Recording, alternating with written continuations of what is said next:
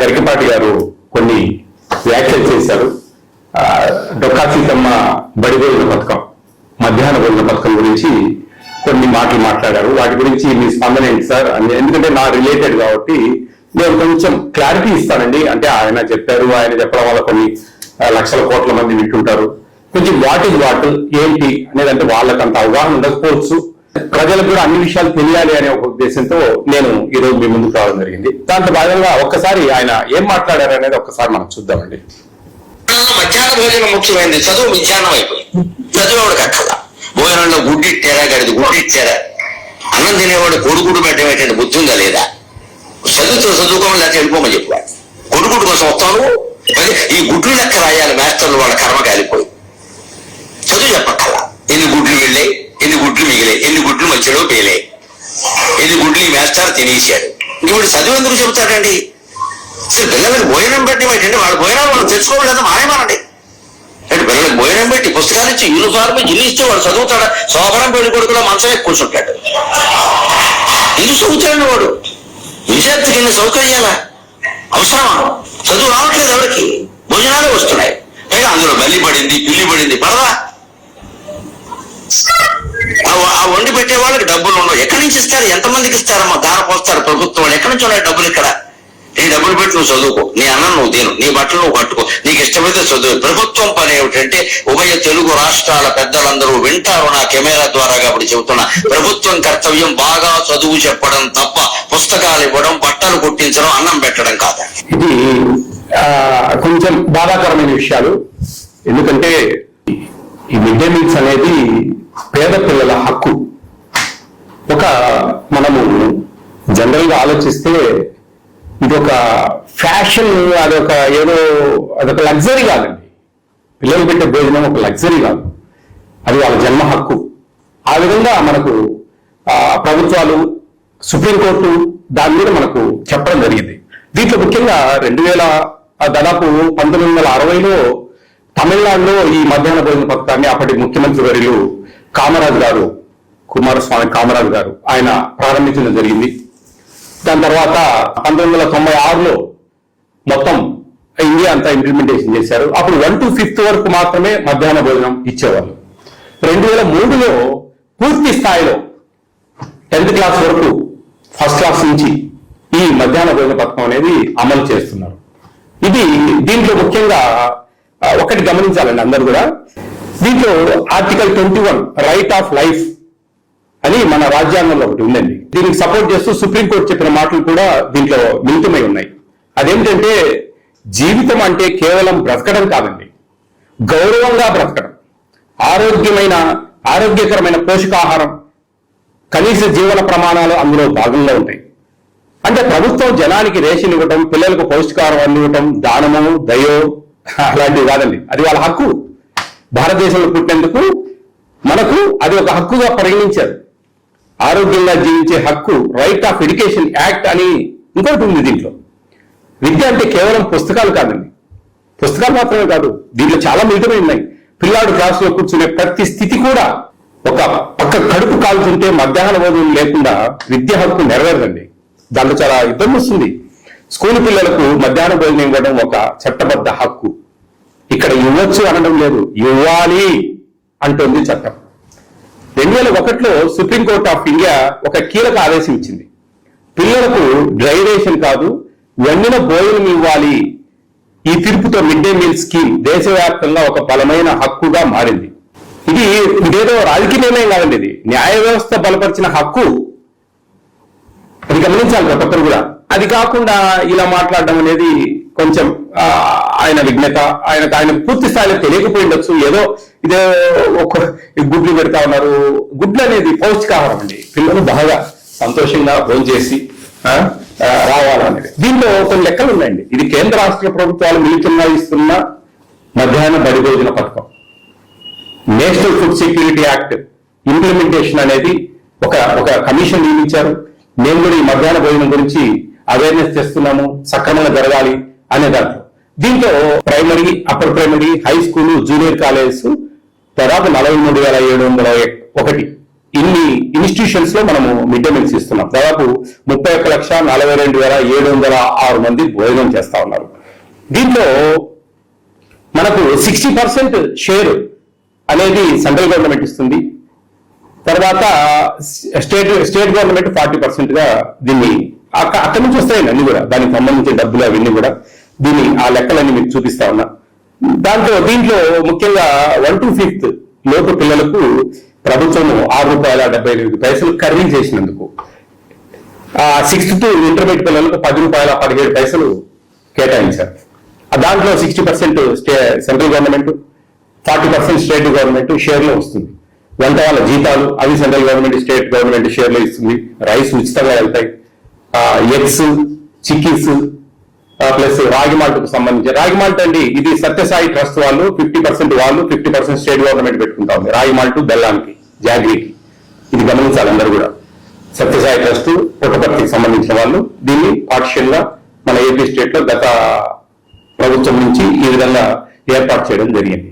ఇది ఈ విధంగా ఉంటాయండి షేర్స్. ఆ విధంగా మనకు ఆ లెక్కాచారాలన్నీ ఉన్నాయి క్లియర్ గా. ఇవన్నీ గమనించాలి అందరూ కూడా. ఏదో దానమో ధర్మమో భిక్షమో పెట్టట్లేదండి. ఈ భారతదేశంలో పుట్టినందుకు ఒక హక్కు. దీనివల్ల పిల్లలు మంచిగా స్కూల్కి రావాలి, మంచిగా చదువుకోవాలి. మధ్యాహ్నం అనేది ఇంటి దగ్గర ఆ తల్లి పొద్దున 8 కల్లా తయారు చేసి పంపించాలంటే అది మెత్తబడిపోతుంది మధ్యాహ్నానికి. తర్వాత అది మెత్తబడిపోయిన తర్వాత ఆ చీమలు పట్టడమో లేదా కోతులు తెగపడమో వాటికి ఇదంతా ఇది పెట్టడం వల్ల ఆ తల్లి కూడా భారం తగ్గుతుంది. మంచిగా పిల్లల్ని పొద్దున్న తయారు చేసి పంపిస్తుంది. వీళ్ళకి మంచి డైలీ 5 రోజులు 5 ఎగ్స్, సాటర్డే ఒక స్వీట్ పొంగల్ ఇస్తారు. ఆ ఎగ్స్ తినడం వల్ల పిల్లలు కొంచెం ఇదిగే పిల్లలండి, ఆరోగ్యంగా ఉండాలి. పేద పిల్లలండి, మనకేమి పేద పిల్లలకి ఇస్తున్న దాన్ని కూడా మనము డబ్బులతో లెక్కాచారాలు వేస్తా ఉన్నామంటే కొంచెం అర్థం చేసుకోవాలా. ఇది నాకైతే కొంచెం బాధించింది నా మనసు. ఎందుకంటే నేను ఇంత అవేర్ చేసి ఇంత తిరిగి కరెక్ట్ పెట్టాలా అని చెప్పేసి ఇంత మేము న్యాయబద్ధంగా ఫుడ్ సెక్యూరిటీ యాక్ట్ అనేది ఎలా దీంట్లో చాలా సిస్టమ్ ఉంటుంది. ఒక బాయిల్డ్ ఎగ్ ఇవ్వలేదు లేదా ఒక పూట భోజనం పెట్టలేదు స్టూడెంట్ కు అర్హత కలిగిన పిల్లవాడికి అంటే వాళ్ళు మాకు ఒక పిటిషన్ ఒక లెటర్ పెడితే కనుక 120% ఫైన్ వేస్తుంది ఏపీ స్టేట్ ఫుడ్ కమిషన్. ఆ తప్పులు ఏమైనా చేస్తే కన్నా ఏదైనా అక్కడ మా చిన్నగా అవిని పెట్టకపోవడం, అవి నమ్ముకోవడం అలా చేస్తే సస్పెండ్ చేయమని చెప్పి మేము DGRO, district leave and redressal officer JC గారు, మాకు జాయింట్ కలెక్టర్ గారు మాకు ఫుడ్ కమిషన్ కు DGRO ఆయనకు రికమెండ్ చేసి సస్పెండ్ చేయొచ్చు, ఫైన్ వేస్తాం. ఇవన్నీ ఉన్నాయండి దీంట్లో. ఇన్ని సుమోటోలు తీసుకుని కేసులు పెడతాం. ఇంత వ్యవస్థను మీరు నిర్వీర్యంగా ప్రభుత్వాల దగ్గర డబ్బులు ఎక్కడ ఉన్నాయి? కేంద్ర రాష్ట్ర ప్రభుత్వాలకు కొన్ని కోట్ల మంది ట్యాక్సులు కడతా ఉంటే ఇటువంటి పిల్లలు కొంచెం భవిష్యత్తులో బాగా పైకి రావాలి అంటే అన్నం ఏముంది? మిత్తి పెళ్లి కొడుకు, సోదరు పెళ్లి కొడుకు, గాడిద గుడ్డు, అందరినీ అవమానించినట్టుగా మాట్లాడడం అనేది బాధాకరం. మనం ఏదైనా రికమెండ్ నేను ఏ విధంగా పెడితే బాగుంటుంది? ఈ రోజు ఏజెన్సీలు వండుతా ఉన్నాయి, వంట ఏజెన్సీలు, వాళ్ళకే బిల్స్ అన్ని వస్తాయి. ఇప్పుడు మా వైఎస్ఆర్ కడప డిస్టిక్ లో ఒక 2 పైలట్ కార్యక్రమాల కింద సీకే దిన్నా జమ్మల మడుగులో స్మార్ట్ కిచెన్ అని చెప్పి స్టార్ట్ చేసి ఆ చుట్టుపక్కల ఉండే ఆ మండలంలో చుట్టుపక్కల ఉండే ఒక మండలాన్ని అట్లా అందరికీ ఆటోల ద్వారా సప్లై చేస్తా ఉన్నారు. అది రేపు జూన్ నుంచి మోస్ట్ ప్రాబబ్లీ డిస్టిక్ అంతా కూడా ఒక పైలట్ కార్యక్రమం కింద విధిస్తే అది ఆ విధంగా బాగుంది అనుకుంటే కనుక స్టేట్ అంతా కూడా ఇంప్లిమెంట్ చేస్తుంది. అక్షయ పాత్ర వాళ్ళు బ్రహ్మాండంగా భోజనాలు ఇస్తా ఉన్నారు. ఇట్లా ఏదో మంచి సలహాలు ఇవ్వండి. మీకు ఒక పద్మశ్రీ అని చెప్పి ఒక గొప్ప బిరుదు ఇచ్చారు, ఒక ప్రభుత్వం గౌరవించింది, సత్కరించింది. దానికి సార్థకతగా మీరు ఇట్లా అవమానకరంగా అంటే ఐ ఫీల్ వెరీ బ్యాడ్ అండి. ఎందుకంటే నేను ఇంత తిరిగి ఈ గుడ్లు పెట్టాలి, ఖచ్చితంగా ఇంకా భోజనాలు సరిగా ఉండాలి, పిల్లలు సక్రమంగా స్కూల్కి రావాలి, పోర్టిఫైడ్ కెన్నల్స్ ఇస్తా ఉన్నాం ఆ రైస్ లో. పోర్టిఫైడ్ కెన్నల్స్ అంటే ఒక 5 mm లెంగ్త్ 2.5 mm వెడ్త్ ఉంటుంది ఒక్కొక్క గింజ. అది 25 kg బ్యాగ్ లో 200 గ్రాములు వెళ్తారు. అది గన్ని వంచకుండా అట్టేసులు పోసుకొని సరి నీళ్లు పోసుకొని ఉడకబెట్టాలి అన్నాం. ఎందుకంటే గన్ని స్థానంలో వెళ్ళిపోతాయి. ఎందుకంటే కరిగే స్వభావం ఉంటుంది వాటికి. మెతుకులాగా చేతికి దొరకదు, కరిగిపోతుంది గంజిలో. దాంట్లో folic acid, vitamin B12, iron ఇలాంటివి విటమిన్స్ ఉన్నాయి. అవి బ్యాక్ బోన్ స్ట్రెంగ్త్ అవుతుంది, మంచిగా నాడీ వ్యవస్థ బాగా పనిచేస్తుంది, మెమరీ బాగా ఇంక్రీజ్ అవుతుంది. ఇవన్నీ ఎన్నో పోషకమైన విలువలు కలిగిన ఇది ఇస్తాము. అవి బయట కూడా దొరకవండి. అంటే పిల్లలకి ఇంత ఆరోగ్యకరంగా మంచిగా చేసి మంచిగా గొప్పగా పేద పిల్లలు నిజంగా పేద పిల్లలను అంటే వాళ్ళు లెక్కలేరా మనకు? వాళ్ళేనండి మన రాష్ట్రానికి మన దేశానికి వెన్నుముక, వాళ్ళేనండి మన భవిష్యత్తు. ఎంతో మంది ఈ గవర్నమెంట్ స్కూళ్ళలో చదివి పెద్ద పెద్ద అధికారులైన వాళ్ళు చాలా మంది ఉన్నారు. కోకొల్లలు ఎట్లొచ్చిందంతా ఇట్లా ఇలా సపోర్ట్ చేస్తూ వాళ్ళకు బుక్స్, మీకు ఏం భయం లేదమ్మా, గవర్నమెంట్ స్కూళ్ళలో చదవండి, మంచి క్వాలిఫైడ్ టీచర్స్, కాంపిటేటివ్ ఎగ్జామ్స్ లో సక్సెస్ అయ్యి వచ్చిన వాళ్ళకు వాళ్ళు చెప్పేది చాలా బాగుంటుంది, బాగా పిల్లలకు అర్థమవుతుంది, మంచి మార్కులు వస్తాయి. ఈ మధ్య గమనించారు మీరు, ఎక్కడ కూడా ప్రైవేట్ స్కూల్స్ కు పోటీ పడతా ఉన్నాయి గవర్నమెంట్ స్కూల్స్ మార్క్స్ విషయంలో. ఇవన్నీ మనం మంచిగా అన్ని సక్రమంగా ఇవ్వబట్టే వాళ్ళు చదువుకుంటా ఉన్నారు బాగా. వాళ్ళకి చదువే ఇస్తాము, ఇవన్నీ ఇవ్వము అంటే అది వాళ్ళ ప్రాథమిక హక్కు అండి. న్యాయ వ్యవస్థలు చెప్పే ఎవరు ఏ ప్రభుత్వమో వాళ్ళకే వాళ్ళు డిసైడ్ చేసుకునేది కాదు. 2003 సంవత్సరం నుంచి ప్రతి ఒక్క పిల్లవాడికి మధ్యాహ్న భోజనం ఇవ్వాలని, గత సంవత్సరం నుంచి ఇంటర్మీడియట్ ఇస్తా ఉంది ఏపీ స్టేట్ లో మిడ్ డే మీల్స్. ఇంకా ఆ విధంగా మనం సపోర్ట్ చేయాలి వాళ్ళకి. అప్పుడే మన స్కూల్ స్ట్రెంగ్స్ అని స్కూల్ స్ట్రెంగ్త్ పెరగకపోతే ఎక్కడి నుంచి మీరు ఉద్యోగాలు క్రియేట్ చేస్తారు? ఉన్న ఉద్యోగాలు పోతాయండి. గవర్నమెంట్ స్కూల్స్ కు పిల్లలు పెరుగుతా ఉంటేనే మనకు టీచర్ పోస్ట్ ఇచ్చి ఇంకా వాళ్ళకు సపోర్ట్ చేసి వాళ్ళకు మంచి పిల్లలు తగ్గిపోతా ఉన్నారు. మాకు టీచర్ ఉద్యోగాలు కావాలంటే టీచర్ ఉద్యోగాలు ఎందుకండి? అవసరం లేదు కదా. ఇప్పుడు డిమాండ్ అండ్ సప్లై. ఇప్పుడు మాకు అవసరం లేదు టీచర్లు, కానీ మాకు టీచర్ ఉద్యోగాలు కావాలని నిరుద్యోగులు బీడీ చేసిన వాళ్ళు, సెకండ్ చేసిన వాళ్ళు అడుగుతా ఉన్నారు. అప్పుడు పిల్లలు పెరిగితే కదా మనకు రిక్వైర్మెంట్ టీచర్స్. ఊరికి టీచర్ పోస్ట్ అన్ని నోటిఫికేషన్ ఇచ్చి ఫిల్అప్ చేస్తే పిల్లలు లేకుంటే ఎవరికి చెప్పాలి వాళ్ళు చదువు? ఏం పని వాళ్ళతో? ఆ విధంగా పెరగాలంటే ఇవి ఏమైనా కొన్ని మనము ప్లస్ చూసుకోవాలండి.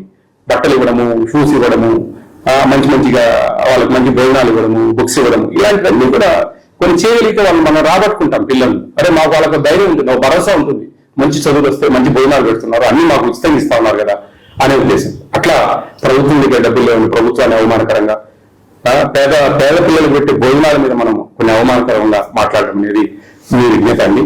నేనైతే నచ్చుకున్న విషయాలు ఎంతో మంది అడుగుతా ఉన్నాను.